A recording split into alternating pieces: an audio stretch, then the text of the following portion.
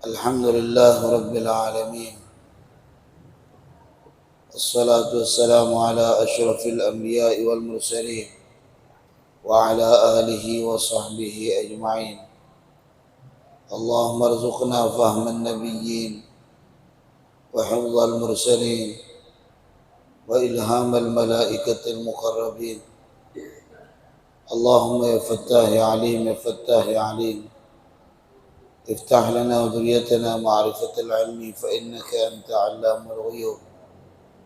وصلى الله على سيدنا محمد نبي الأمي وعلى صحبه وسلم، والحمد لله رب العالمين. Para jemaah Masjid Al-Mu'minun yang dirahmati oleh Allah, alhamdulillah kita bersyukur kepada Allah yang telah menganugerahkan kepada kita nikmat iman dan Islam, nikmat sehat wal afiat dan keberkahan umur, nikmat kemudahan langkah kita menuju masjid ini untuk melanjutkan taklim kita. Salawat dan salam kita sampaikan dan kita haturkan kepada junjungan kita Nabi besar Muhammad sallallahu alaihi wasallam, yang mana beliau Rasulullah telah membawa kita dari jalan yang gelap gulita menuju jalan yang terang benderang yang disinari oleh iman wal Islam.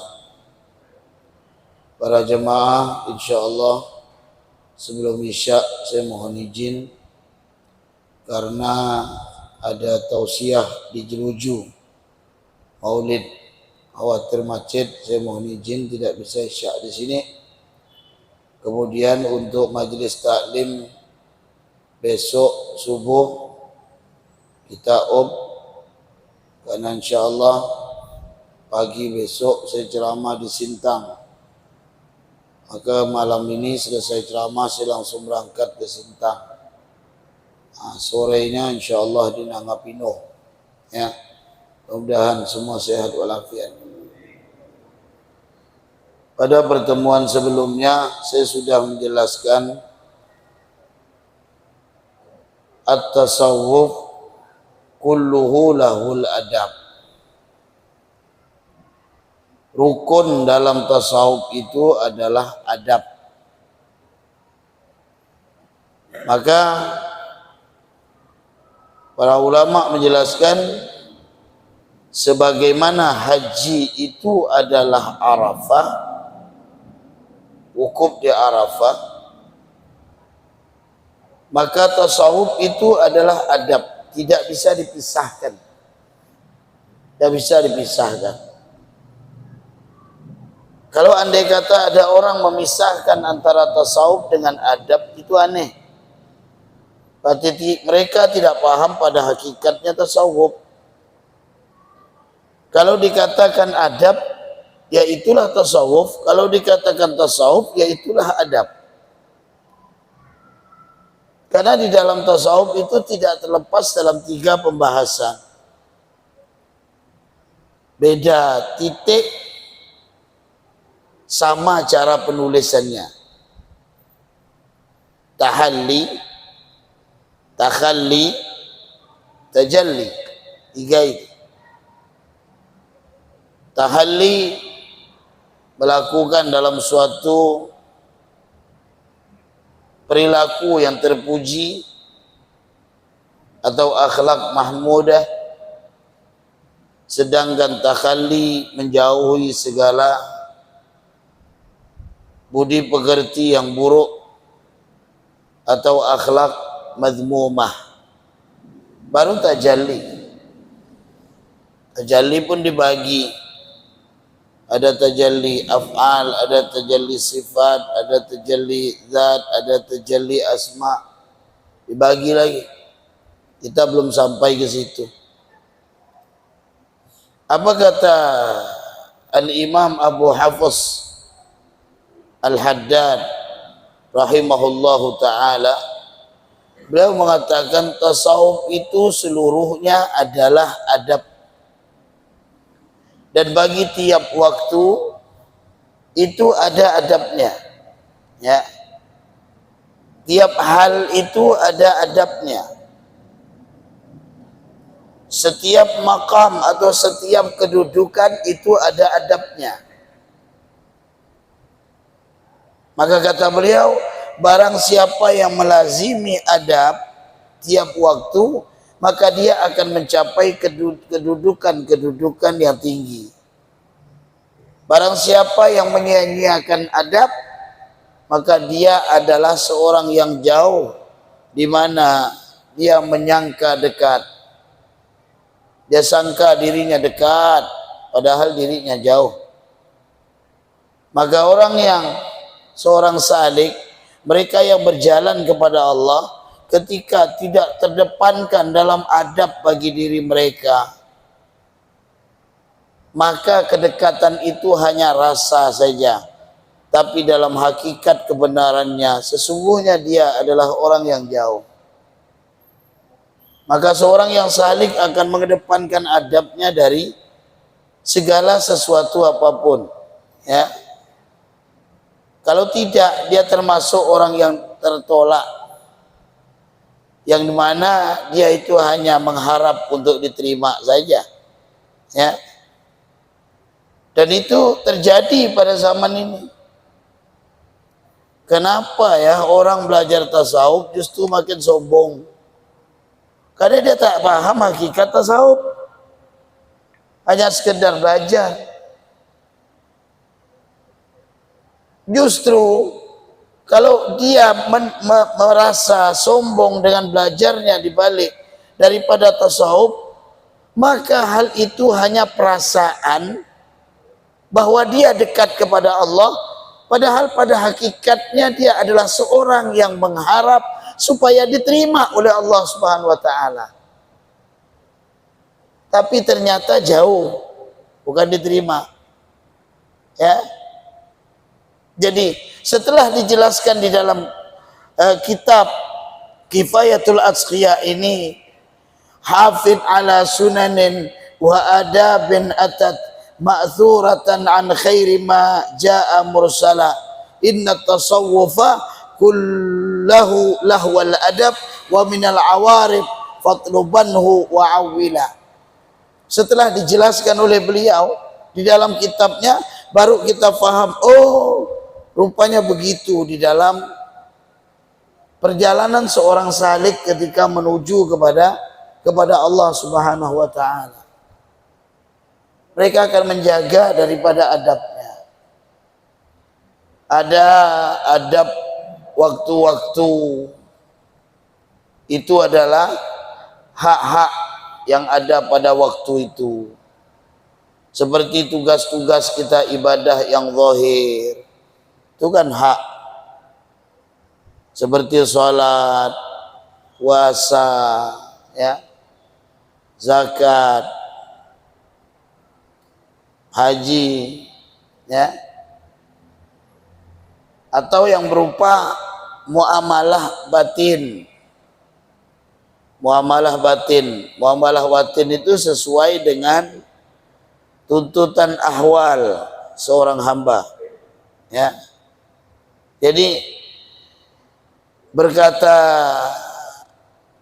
Sayyidi Abul Abbas radhiyallahu an, beliau berkata, waktu-waktu yang dimiliki oleh seorang hamba itu ada 4. Tadi kan kita menyebut dia memiliki waktu-waktu, dan kita harus paham waktu-waktu kita sebagai hamba itu untuk menyampaikan pada hak yang berhubungan dengan Allah, atau muamalah secara zahir kita, atau muamalah secara batin kita harus paham tentang hal waktu itu. Maka waktu itu ada 4, dan ini perlu diingat. Apa saja 4 waktu itu, ya. Ketika seorang hamba memiliki 4 ini, ya, maka tidak ada yang kelima. Tidak ada yang kelima. Waktu itu nikmat, bala, taat, maksiat, 4 aja. waktu taat, bala, kemudian nikmat, maksiat. Ya, 4 itu. Dan bagi Allah tiap waktu itu ada berupa ubudiyah, berupa penghambaan seorang hamba yang dituntut oleh Allah Subhanahu wa taala dengan hukum rububiyah, hukum ketuhanan. Maka barang siapa yang di waktu yang waktunya pertama adalah taat. Taat itu adalah jalan yang disebut atau jalan syuhudul minnah. Namanya syuhudul minnah. Syuhudul minnah itu apa? Memandang anugerah dari Allah Subhanahu wa taala yang diberikan itu adalah hadiah kepadanya. Hadiah kepadanya. Apapun bentuk dalam nikmat, apapun bentuk di dalam anugerah dari Allah Subhanahu wa taala, itu adalah pemberian suatu hadiah yang dititipkan oleh Allah kepada hambanya. Diberikan taufik untuk dapat melaksanakan ketaatan kepada Allah Subhanahu wa taala. Diberikan taufik bukan dengan kekuatan kita. Itu semuanya adalah karena Allah Subhanahu wa taala. Maka kita pun tidak menyangka seorang hamba bahwa segala kemampuan kita dalam kebaikan itu adalah kemampuan dari diri kita sendiri. Kita menyadari bahwa ini adalah kemampuan dari Allah Subhanahu wa taala. Demikian pula barang siapa yang waktunya adalah maksiat, maka tuntutan Allah adalah taubat dan istighfar. Tuntutan Allah adalah taubat dan istighfar. Diikuti ma'an nadamah. Ma'an nadamah disertai dengan penyesalan. Jadi ketika seorang hamba ternyata menjalani suatu maksiat, keingkaran kepada Allah, mau maksiat itu berupa zahir atau maksiat itu berupa batin, karena ada di dalam kitab dikarang oleh ulama, tidak salah ulama Aceh kayak mengarang itu pakai Arab Melayu. Beliau menjelaskan di situ bahwasanya maksiat itu dibagi menjadi 2. Ada maksiat zahir, ada maksiat batin. Dan yang paling besar itu adalah maksiat batin.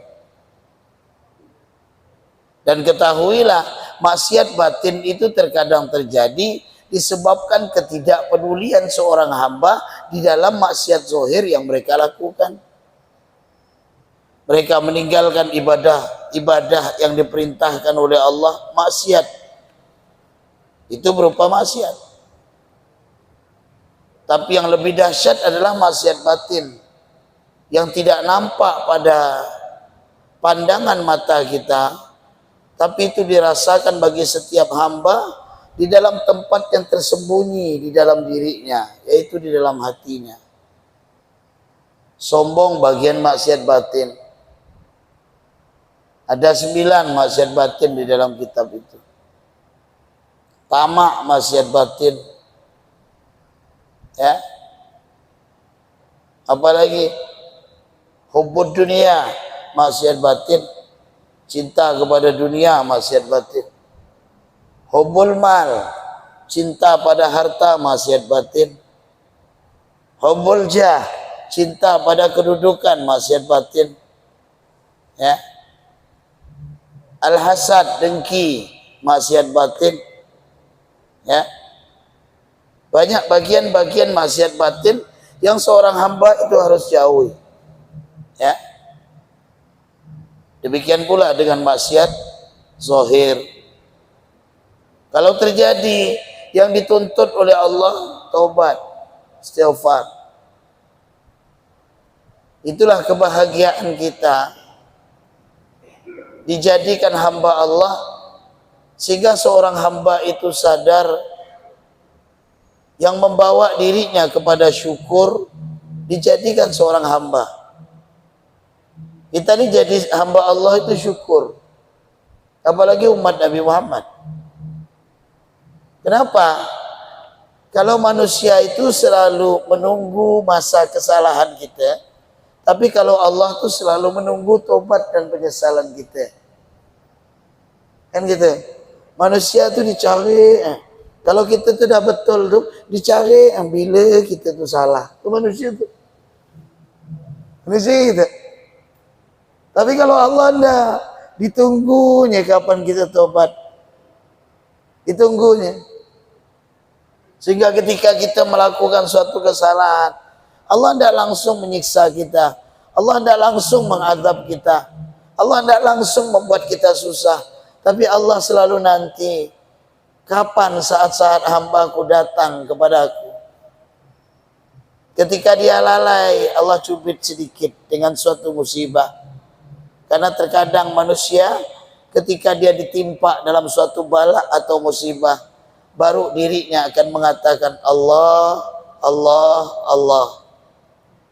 Baru dirinya akan kembali kepada Allah Subhanahu wa taala. Berapa banyak orang-orang yang ketika ditimpa musibah, baru dia meletakkan keningnya untuk sujud kepada Allah Subhanahu wa taala. Berapa banyak ketika seorang hamba mulai disentil, dicubit oleh Allah dengan cobaan, baru pada saat itu ada kepasrahan antara dirinya dengan Allah Subhanahu wa taala. Di situ. Maka ini bagian kasih sayang Allah, ya. Barang siapa yang waktunya adalah nikmat, maka jalannya adalah bersyukur. Waktunya adalah nikmat, jalannya bersyukur. Kita jangan mengucapkan alhamdulillah itu hanya posisi suatu nikmat yang diinginkan bagi setiap manusia secara umumnya. Padahal alhamdulillah, nikmat apapun yang diberikan oleh Allah Subhanahu wa taala, ucapkan alhamdulillah. Kita selalu alhamdulillah kan nikmatnya pulus secara umumnya. Kalau udah berupa duit yang kita dapat baru alhamdulillah. Seakan kita memahami bahwa hakikat nikmat itu hanya duit saja. Atau hakikat nikmat itu hanya sesuatu yang berhubungan dengan dunia. Padahal tuntutan syukur kita kepada Allah itu ada 3 hal. Ada 3 hal. Ketika berupa nikmat diberikan oleh Allah, maka mengucapkan alhamdulillah. Inilah syukur secara zahir. Syukur secara zahir. Alhamdulillah. Ya. Sehingga Nabi Muhammad SAW mengajarkan kepada kita ketika meminta suatu kesehatan, tidak disebut dengan kata sehat, tapi Rasulullah menyebut dengan kata afiyah. Allahumma afini fi jasadi, Allahumma afini fi badani, Allahumma afini fi sam'i, Allahumma afini fi basari. Gitu ya. Tidak langsung, tidak Nabi Muhammad ngajar, ya Allah sahih jasadi, sehatkan jasadku. Tidak. Ya Allah sahih badani, sehatkan badanku. Sahih sam'i, sehatkan telingaku, sehatkan mataku. Tidak. Tapi kenapa diajarkan Nabi Muhammad afini, berikan kesehatan pada badanku dengan kata afini? Afini itu adalah suatu kesehatan yang diberikan oleh Allah yang tertuju pada ketaatan kepada Allah Subhanahu wa taala. Sehatkan mataku, mata yang tertuju kepada Allah. Mata yang menangis karena takut kepada Allah Subhanahu wa taala. Ainun bakat min khasyatillah. Telinga yang sehat, telinga yang berjalan menuju kepada Allah. Itu makna sehatnya. Jadi beda dengan kata sehat, dengan afiah itu beda. Kalau Bapak Ibu ketika ditanya apa kabar? Apa kabar?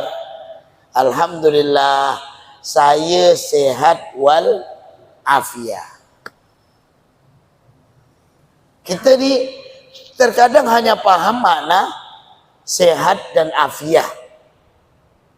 Selama ini paham enggak kita ucapan afiah itu apa?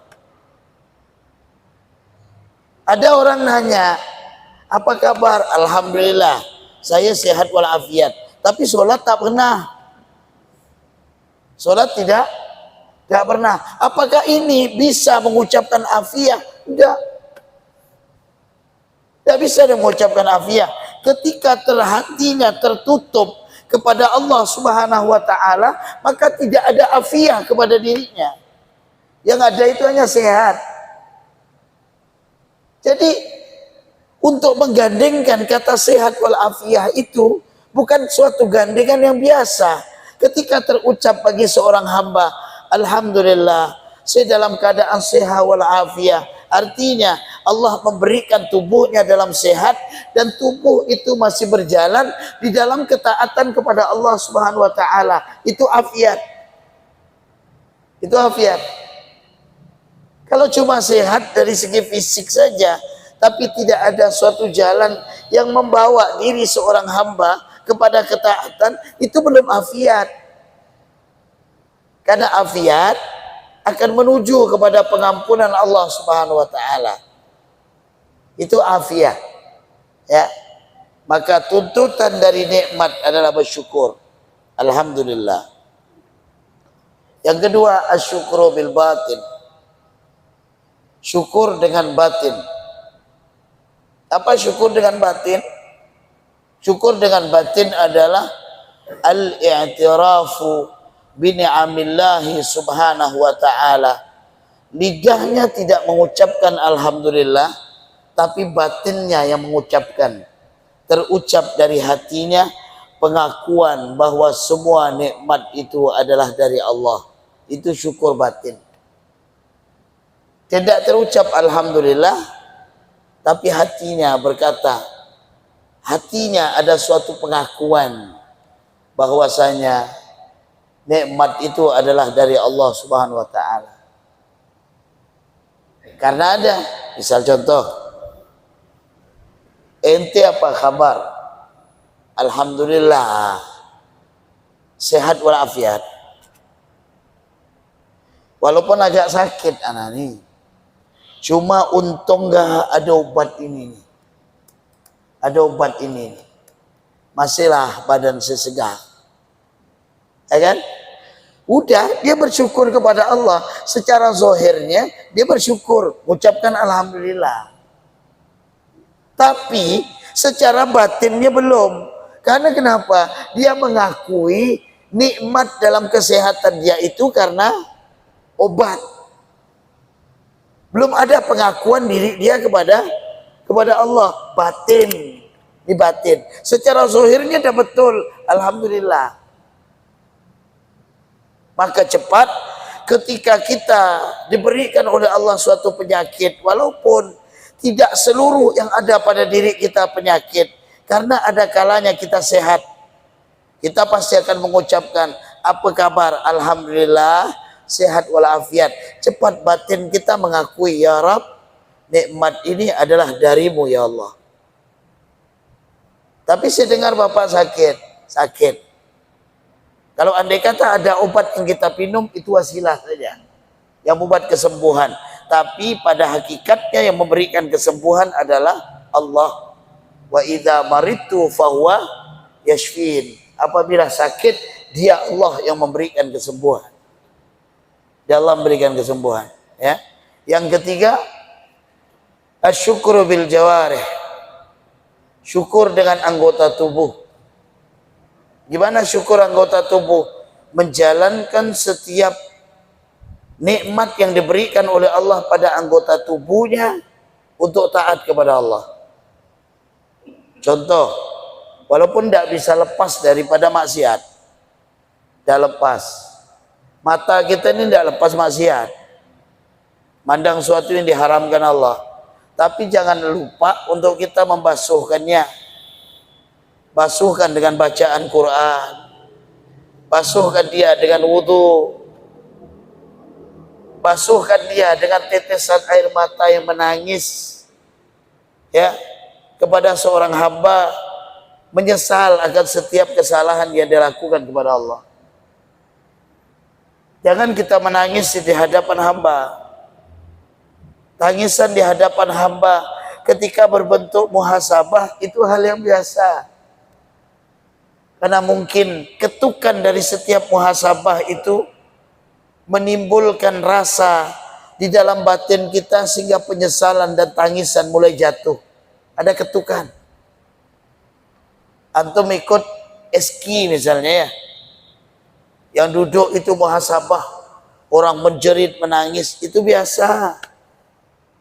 Muhasabah seperti itu biasa. Kita muhasabah zikir seperti Allah yarham bersama almarhum Kiai Haji Muhammad Arifin Ilham misal dulu. Nangis kita, biasa. Cuma air mata itu hanya air mata sesaat yang jatuh untuk menangis karena penyesalan kepada Allah.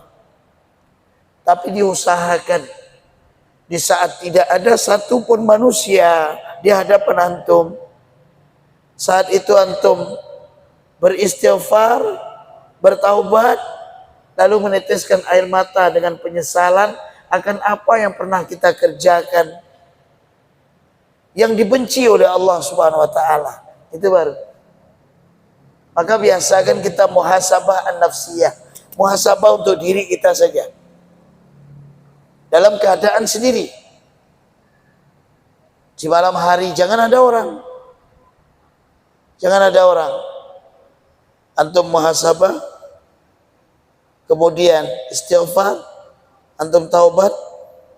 Ternyata saat itu menangis, jatuh air mata antum dengan penyesalan dari dosa, timbul di dalam jiwa kita khasyah, rasa takut kepada Allah Subhanahu wa taala. Kita pun menangis sejadi-jadinya hanya kepada Allah. Itu muhasabah yang perlu dikerjakan.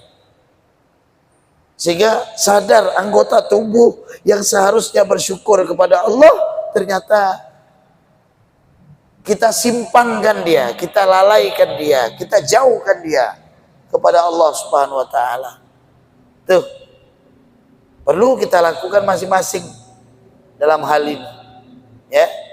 Ainun bakat min khasyatillah, mata yang menangis dari ketakutan kepada Allah. Dulu guru saya berdoa dengan suatu doa yang mungkin doa ini udah umum, tapi ditambah oleh beliau. Allahumma inni a'udzubika min ilmin la yanfa' wa min qalbin la yakhsha' wa min nafsin la tashba' wa min du'ain la yusma'. Kalau kita kan wa na'udzubika min haula'i arba'. Beliau tambah wa min ainin la tudma'. Wa bi'ainin la tudma. Ditambah oleh beliau. Apa wa min ainin la tudma? Air mata yang tidak pernah jatuh menangis dengan rasa takutnya kepada Allah. Ada itu manusia yang sudah tertutup dia punya batin sehingga tidak pernah ada rasa tetesan air matanya kesedihan, tetesan air matanya jatuh karena takut kepada Allah Subhanahu wa taala. Yang ditambahnya wa min ainin la tudma, air mata yang tidak pernah menetes, tidak pernah jatuh karena takut kepada Allah.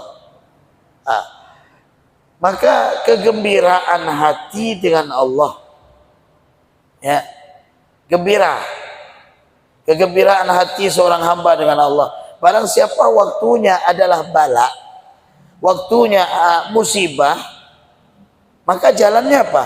Jalan yang dicarinya adalah ridha, kemudian dengan qada, dan dia bersabar. Ar-ridha bil qada was sabr minal musibah. Ridha dengan ketetapan Allah, kemudian sabar. Ya ajaban minal mu'min, suatu yang menakjubkan dari seorang mukmin apabila dia diberikan nikmat oleh Allah, dia bersyukur. Apabila dia mendapatkan suatu ujian, dia pun bersabar. Ini letak pada posisi kenikmatan bagi seorang mukmin.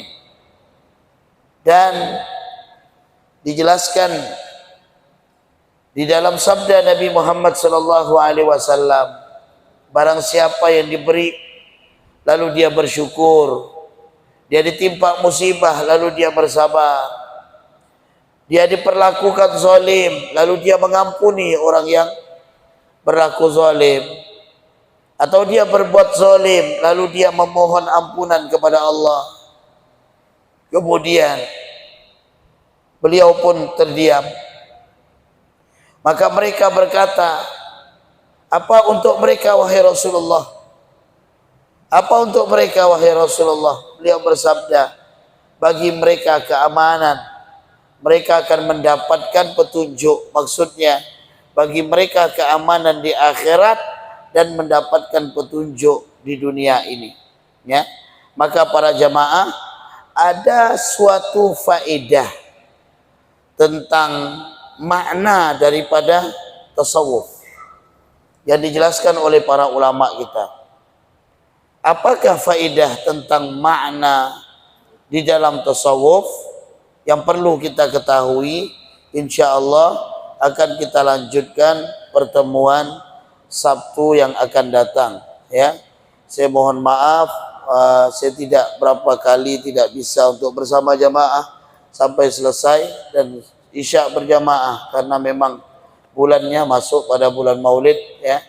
Mungkin jadwal saya pada malam Ahad ini takut tidak terkejar dengan macetnya jalan, ya. Maka kita harus turun awal kalau di seberang. Kalau di sekitar sini kita mungkin dekat, ya. Insyaallah mudah-mudahan para jamaah mohon doa.